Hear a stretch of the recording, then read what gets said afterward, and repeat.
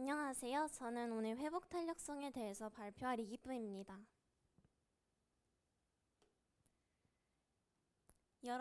여러분은 어떤 공이 되고 싶으신가요?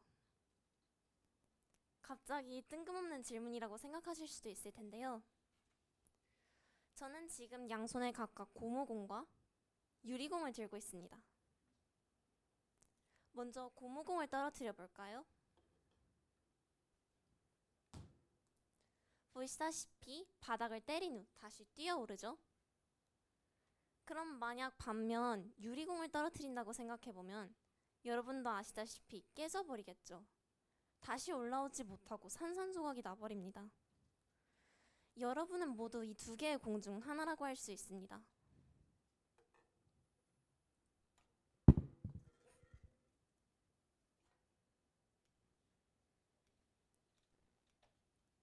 유리공은 역경이 찾아올 때마다 산산조각 나버리고 좌절해버리는 사람인 반면 고무공은 역경이 찾아왔을 때 탄성을 사용해서 원래의 위치보다 더 높이 뛰어오르는 사람을 이야기합니다. 우리는 삶에서 이 공들과 같이 때로는 크게, 때로는 작게 떨어집니다. 그리고 떨어졌다가 다시 뛰어오르는 고무공의 탄성을 전문적인 용어로 회복탄력성이라고 하는데요.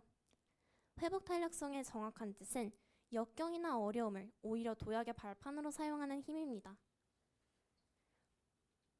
그런데 우리 모두는 이런 잠재적인 능력을 가지고 있는데요. 우리가 항상 이러한 것들을 발휘할 수 있는 것은 아닙니다. 사람마다 회복탄력성의 크기는 천차만별이고 꾸준한 운동으로 체력을 기를 수 있는 것처럼 회복탄력성도 꾸준한 노력을 통해서 기를 수 있습니다. 그럼 회복탄력성을 키우기 위해서 알아야 할 것들은 무엇일까요? 먼저 첫 번째는 자기조절 능력이고 두 번째는 대인관계 능력인데요.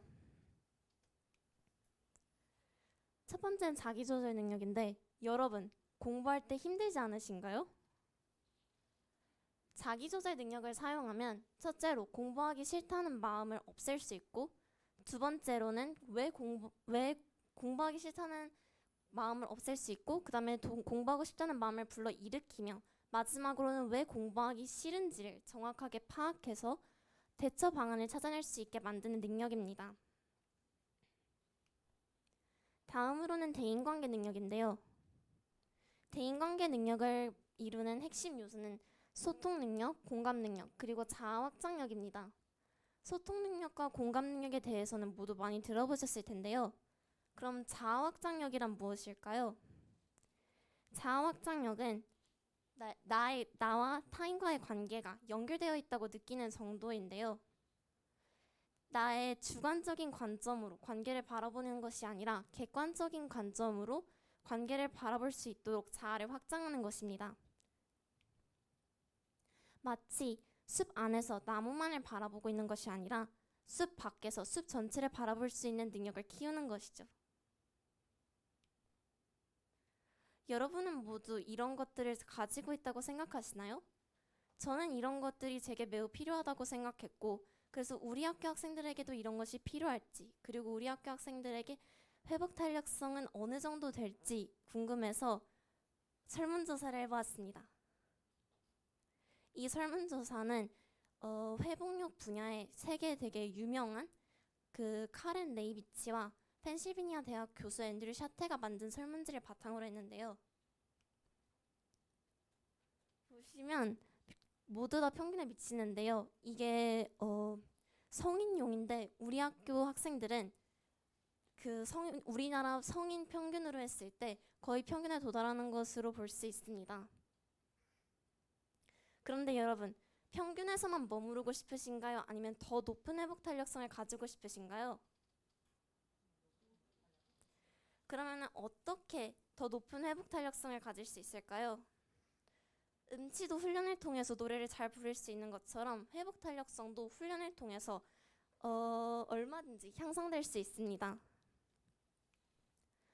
첫 번째로 가져야 할 습관은 감사하기인데요. 감사하기는 긍정성 향상에 있어서 가장 지속적인 효과를 나타냅니다. 매일 감사한 것을 이야기해 보다 보면 뇌가 훈련되게 되고 그러면은 뇌는 매일 일상 속에서 감사한 것을 찾아보게 되는 능력을 가질 수 있게 됩니다. 또한 두 번째 습관은 운동하기인데요. 몸을 움직이면 뇌는 건강해지고 뇌 안의 혈액순환을 향상시킴으로써 스트레스를 줄이고 사고력을 높이며 원만한 대인관계를 만들고 업무 성취도와 창의성도 높여줍니다. 그러면 여러분, 회복 탄력성을 키우는 데는 습관만 중요할까요? 회복 탄력성을 키우기 위해서는 그 회복 탄력성을 키울 환경도 중요한데요. 1955년 하와이 카우아이 섬에서는 833명의 아이들이 태어났습니다. 이 갓 태어난 833명의 아이들을 대상으로 40년이 넘는 연구를 시작했는데요. 이 연구는 카우아이 종단 연구로도 불리는 대규모 심리학 실험이었습니다. 이 아이들 중 210명은 고위험군으로 분류된 가정환경 속에서 태어났는데요. 연구진들은 이 아이들이 대부분 사회 부적응자로 자랄 것이다 라는 예측을 했습니다. 과연 이 예측이 맞았을까요? 이 예상은 보기 좋게 빗나갔는데요. 이 수의 201명의 3분의 1인 72명의 아이들이 바로 이 사건의 문제가 되었던 것이죠. 이 아이들은 부모의 지원도 그리고 경제적인 응원도 받지 못했지만 유복한 가정의 아이들보다 더욱 도덕적이고 성공적인 삶을 일궈냈습니다. 도대체 어떻게 이런 삶을 일궈낼 수 있었던 것일까요? 연구진들은 이 아이들의 공통점을 찾아냅니다. 이 아이들의 공통점은 바로 이 아이들의 곁에 있던 단 한 사람 때문이었는데요. 어떠한 상황에서든지 아이들을 믿어주고 무조건적인 사랑을 베풀어 주었던 한 사람 때문에 이 아이들의 회복 탄력성은 높았을 수밖에 없었습니다. 성공한 아이들 곁에 이러한 사람은 최소 한 명이 있었고 언제든 내 편이 되어준 단 한 사람의 존재가 실패와 좌절 속에서도 다시 일어설 수 있는 회복력의 핵심이었던 것입니다. 우리 사회는 지금 역경으로 차 있습니다. 그리고 여러분은 항상 역경을 겪어야 합니다. 그리고 이런 사회에 우리가 제일 필요한 사람은 우리 곁에서 믿어주고 지지해줄 수 있는 한 사람입니다. 그리고 또 우리가 다른 사람들에게 그러한 한 사람이 되어줘야 합니다. 가족 안에서, 친구 관계 안에서, 그리고 공동체 안에서 우리는 서로 역경을 이겨낼 수 있는 고무공 같은 존재가 되어줘야 하는 것이죠. 이제 모두 제 마지막 질문에 대답하실 수 있을 텐데요. 여러분이 만약에 연못에 공을 빠뜨렸다고 칩시다. 그리고 하나님이 나오셔서 금공을 갖고 싶냐고, 은공을 갖고 싶냐고, 아니면 고무공을 갖고 싶냐고 물으신다면 여러분은 어떤 공을 선택하실 건가요? 안 돼요. 그러면 안 돼요. 고무공을 선택하실 겁니다, 여러분은. 그것도 역경을 가뿐히 이겨낼 수 있는 천하무적의 고무공을 선택하실 겁니다.